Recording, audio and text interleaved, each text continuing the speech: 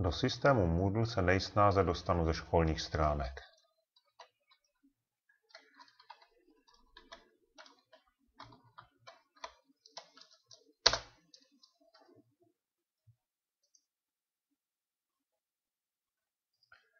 Přihlašování provedu pomocí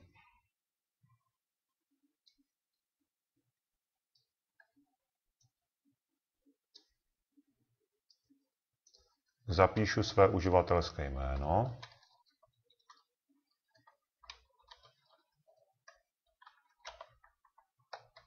a heslo.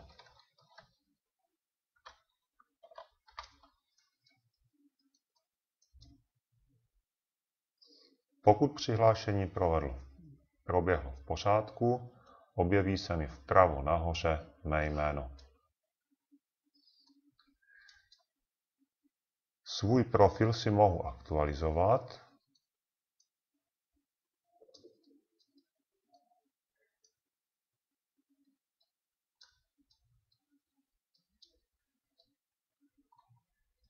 Křestní jméno a příjmení prosím neměňte a nechte ho v takovém stavu, v jakém jsem ho nastavil.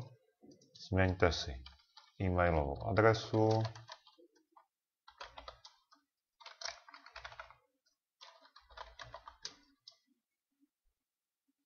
můžete využít dalších povolených nastavení, popřípadě si dát do profilu obrázek.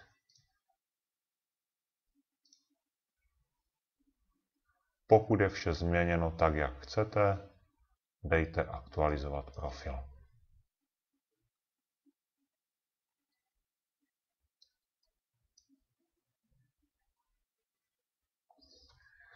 Pokud byste náhodou někdy chtěli měnit heslo,